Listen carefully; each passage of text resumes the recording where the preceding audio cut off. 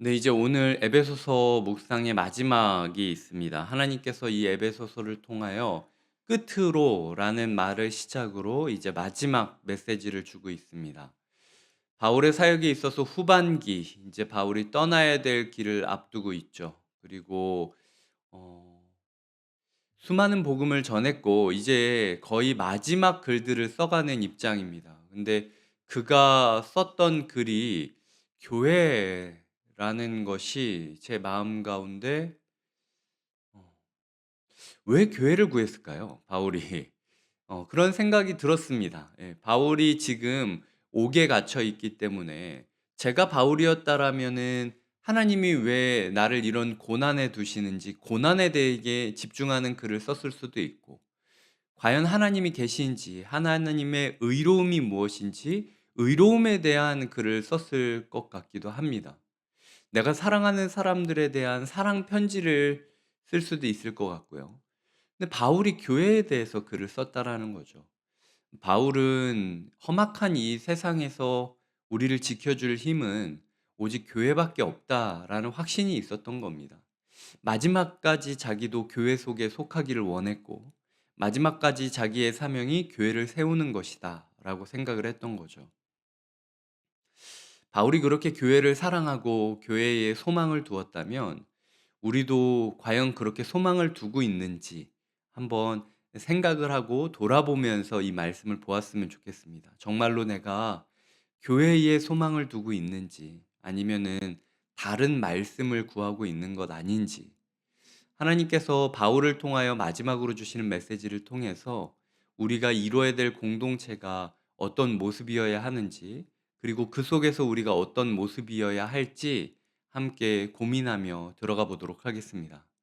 첫 번째로 바울이 꿈꾸었던 공동체, 그리고 바울이 당부했던 공동체는 자립 공동체예요. 근데 아이러니하게도 자립이 나의 능력으로 굳건히 서서 일어난 공동체가 아니라 철저히 수동적이기 때문에 하나님에게 의탁해서 자립할 수 있는 공동체입니다. 사실은 이게 되게 표현적으로는 말이 안 되죠. 어 14절에 보면 "그런즉 서서"라고 이야기를 하고 있습니다. 이게 자립인 거죠. 그러니까 "너희가 서야 된다."라고 이야기를 하는데 10절에 보면 능력으로 주 안에서와 그 힘의 능력으로 강건하여지고라고 이야기를 하고 있습니다. 근데 이 강건해지다라는 단어는 수동태로 쓰이고 있어요. 그러니까 철저히 능동태인 서다라는 동사와 철저히 수동태인 강건해지다라는 동사가 함께 있는 공동체를 꿈꾼다라는 거죠. 그러니까 하나님에게 대해서는 철저히 의탁한 자요. 자기의 인생에 있어서는 철저히 자립하여서 싸워 이겨내는 사람을 하나님께서 원하고 계신다라는 겁니다. 우리의 삶이 온전히 주님께 의탁되어지고 있는지, 주님 안에 기댈 때 누려지는 강건함을 맛보고 있는지를 돌아보셔야 되고, 우리 삶에 어떤 상황이 있든지 간에 우리가 그 상황을 싸워서 이겨내고 있는지를 돌아봐야 된다라는 거죠. 철저히 수동적이기 때문에 말씀 위에서 자립한 공동체가 되기를 오늘 꿈꿔야 된다라는 겁니다. 사실은 우리 교회 가운데 다락방을 통하여 이루어지는 많은 그 모델들이 바로 이런 말씀 위에 서서 싸워서 이겨내는 공동체입니다. 그 11절에 보면 전신갑주를 입으라라고 이야기를 하고 있고요. 13절에 보면 전신갑주를 취하라라고 이야기를 하고 있습니다. 바울이 굉장히 뭐 경주의 예를 들기도 하고 이것저것 예를 많이 드는데 오늘 본문에서는 너희가 자립할 수 있고 싸워서 살아남을 수 있는 건 너희가 운동을 열심히 해서 그렇게 되는 게 아니라 예수 그리스도를 입고 예수 그리스도를 붙잡기 때문에 가능할 수 있다라고 이야기를 하는 거죠. 그리고 전신갑주를 입으라라고 이야기를 하는데 너희의 삶에 있는 모든 불화살이나 창칼들을 너희가 그냥 아무 장비 없이 맞으라라고 이야기를 하고 못 견디면 너희가 나약한 거다라는 식으로 이야기하지 않고 있습니다. 이미 주님께서는 모든 것을 준비해 두셨고 너희가 입기만 하면 되고 너희가 취하기만 하면 된다 라고 이야기를 하고 있다라는 거죠. 어디에서요? 공동체 속에서 그게 가능하다라는 겁니다. 이제 저희가 본격적으로 2학기 다락방을 시작하며 여태까지 이제 줌 체제 아래에 있을 때 그리고 비상 체제 아래에서 1학기를 보냈을 때와는 달리 다시 한번 말씀 속으로 들어가게 되었습니다. 제가 원래 있던 교회에서 이제 모교회부터 생각을 해 보면 그저 담임 목사가 설교했던 것을 3대지라고 하죠. 그래서 그 4W라고 부르기도 하는데 한 3-4 가지의 질문을 들어서 담임 목사가 설교했던 그 설교 내용이 어떤 영향을 주었는지 느낌으로 나누는 교재를 만든 적도 있었고요. 그리고 간단하게 서로에 대해서 마음을 나누고 삶을 나누는 거에 치중하는 그런 적용 중심의 교재를 나눈 적도 있었습니다.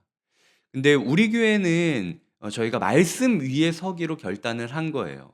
귀납적 성경 연구, 말씀을 말씀 그 자체로 저희가 씹는 법을 배우는 곳이 다락방이다라고 이야기를 하는 거죠.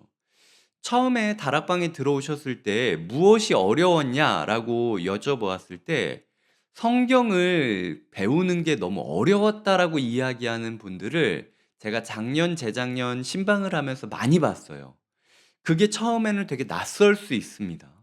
근데 그럼에도 불구하고 그렇게 불편하더라도 영적인 장비를 입어야 그 영적인 장비가 나를 살릴 수 있다라는 거예요. 내가 나의 힘으로 그냥 나의 능력으로 적당히 나의 마음을 가꾸고 적당히 내가 운동하기 때문에 이 불화살을 이기는 것이 아니라 말씀으로 나를 견고하게 붙들고 지키지 않으면 안 된다라는 거죠. 때로는 영적으로 무장을 한다라는 게 버거울 수 있습니다. 그게 맞아요. 왜냐면은 나를 지키기 위해서 장비를 찰 때 예전에 군대 같은 데서 이제 군장 같은 거를 차면 '내가 이걸 왜 들어야 되나?' 30kg에서 40kg 되는 이 군장을 짊어지고 행군을 해야 되는 게 일상이었거든요. 근데 결국 전쟁 나면은 그거를 붙잡고 있어야 제 목숨이 지켜질 수 있다라는 거죠. 굳이 하지 않아도 될 장비가 아닌 겁니다. 나를 살려야 되기 때문에 10kg, 20kg가 넘어가는 부담감, 버거움이 있어도 결국은 그 말씀을 붙잡고 살아가야 된다라는 거죠. 그래서 우리가 다락방을 하며 훈련을 받을 때에 말씀이 어렵다라는 훈련으로부터 우리가 자유하셨으면 좋겠어요. 그 버거움을 견딜 수 있을 정도로 우리가 익숙하게 되는 게 주님께서 우리를 살리기 위하여 만들어 두신 해결책, 비책이라는 거죠. 그래서 우리가 이것이 버겁다 할지라도 익숙해질 때까지 서로가 함께 지는 게 필요하다라는 겁니다. 오늘 본문을 보시면 14절부터 17절까지 여러 가지 측면에 대해서 이야기를 하고 있습니다. 진리가 없으면 모든 것이 고정되지 않고 흩어지게 될 것이고, 의가 없으면은 하나님의 의를 받은 사람이다라는 자기 정체성이 없으면 자기의 심장이 견뎌지지 못할 것입니다. 평안의 복음을 신발로 삼으라는 것은 우리가 남기는 모든 발자국에는 평화의 발자국이 이어야 된다라는 거죠. 우리의 삶의 족적은 평화라는 족적으로 흘러가야 된다라는 것이고, 모든 것 위에 믿음의 방패가 있지 않으면, 하나님을 믿고 공동체를 믿지 않으면 우리가 견뎌질 수 없다라는 것을 이야기하고, 날마다 구원받았다라는 생각을 하고 살아가야 우리가 영적인 싸움을 이길 수 있고, 성령의 검이 없다면 우리가 공격할 방법이 없다라는 겁니다. 인생 가운데 우리가 그 성령의 검을 얻기 위하여, 세상과 싸우기 위하여 지금 다락방을 하고 있다라는 거죠.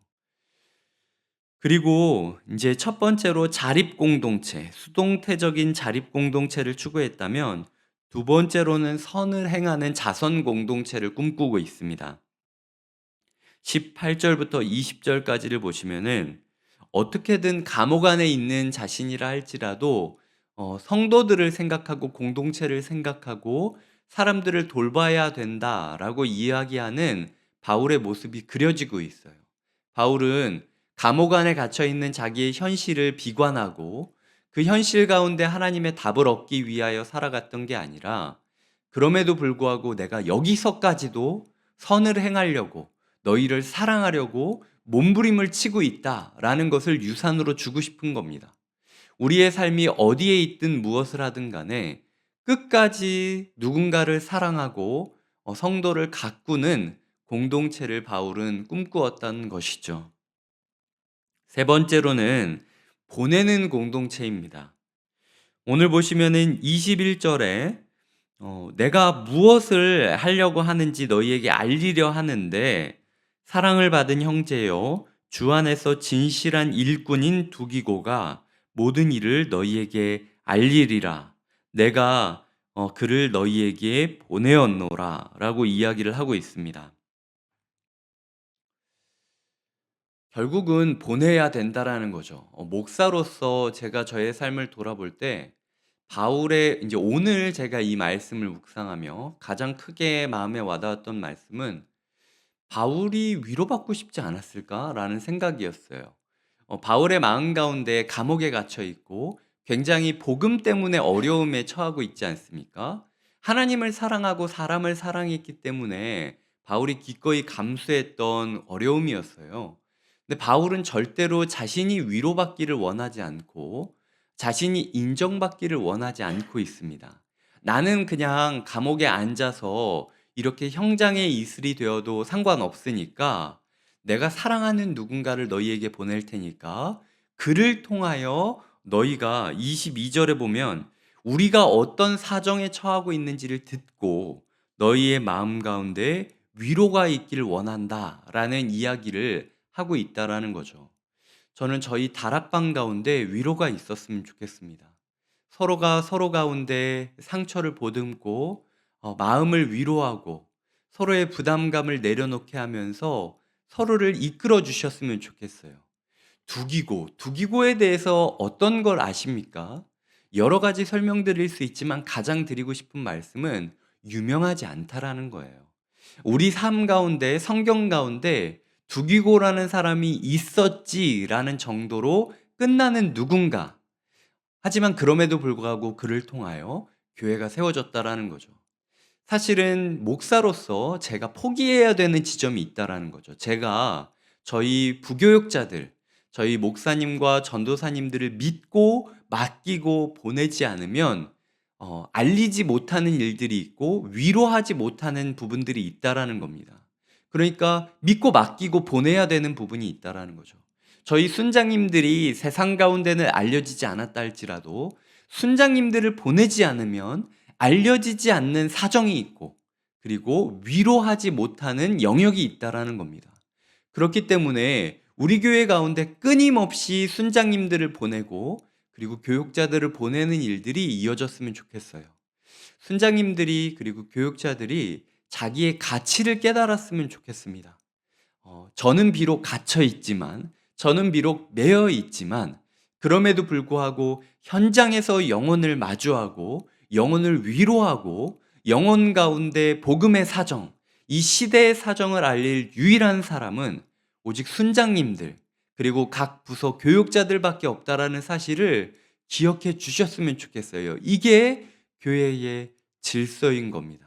제가 모든 사람들이 저하고만 관계를 맺고 모든 사람들이 제가 아니면은 일어날 수 없을 정도로 저에게 의존한 공동체를 세우는 게 제 꿈이 아니라 하나님께서 어떤 환경, 어떤 사람들을 주셨든지 함께 하게 하신 두기고를 통하여 시대의 사정을 깨닫게 되고 진정한 위로를 받게 되는 공동체를 주님께서는 추구하고 있었다라는 거죠. 그 소그룹이 바울을 통하여 선포되어지는 곳, 그곳이 바로 교회다라고 이야기를 하고 있다라는 거죠.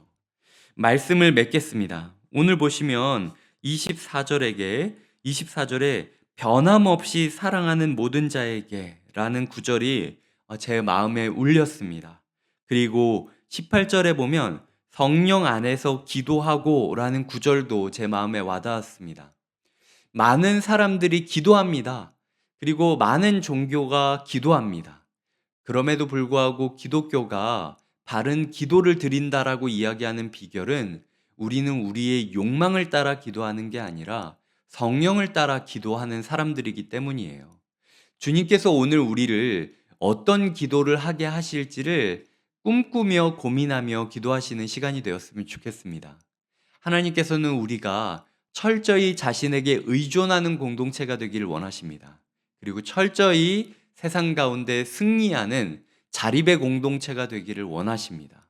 그리고 우리 가운데 끝까지 선을 포기하지 않는 자선의 공동체, 사랑의 공동체가 되기를 원하시고, 자기를 중심으로 모든 사람들이 모여지는 자기중심적 공동체가 아니라 나 또한 끊임없이 누군가를 보내고 위탁함으로써 내가 보낸 그 사람을 통하여, 내가 믿고 맡긴 그 사람을 통하여 또 다른 공동체가 세워지는 다락방 공동체, 보내진 공동체를 주님께서는 원하고 계시다라는 거죠.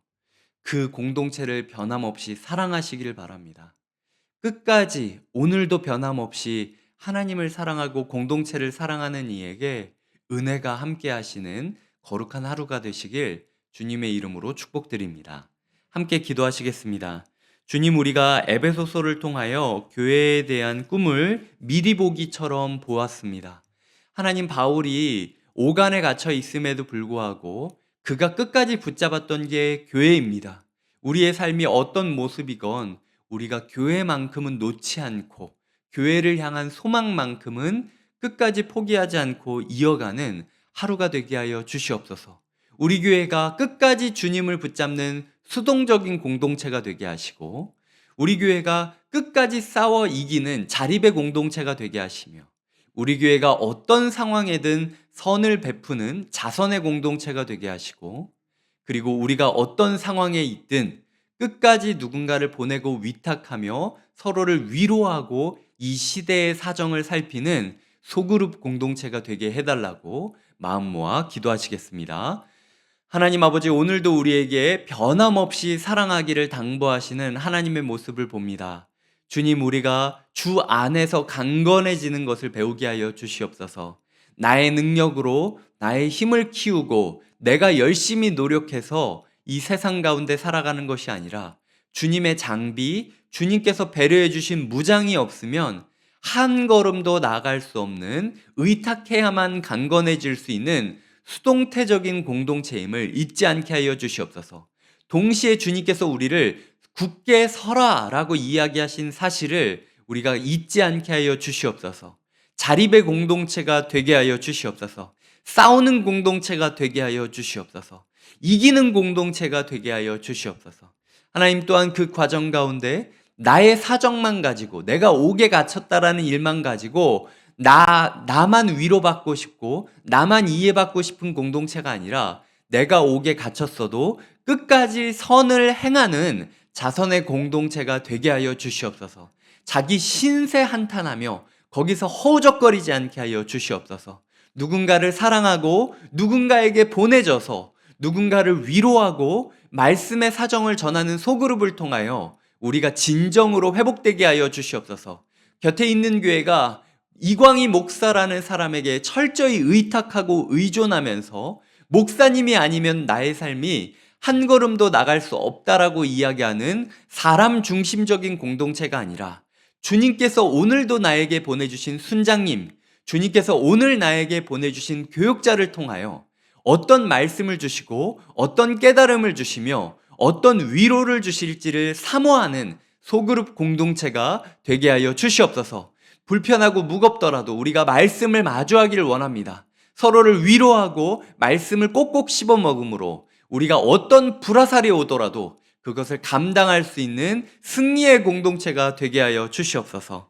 감사하고 예수님의 이름으로 기도드립니다. 아멘.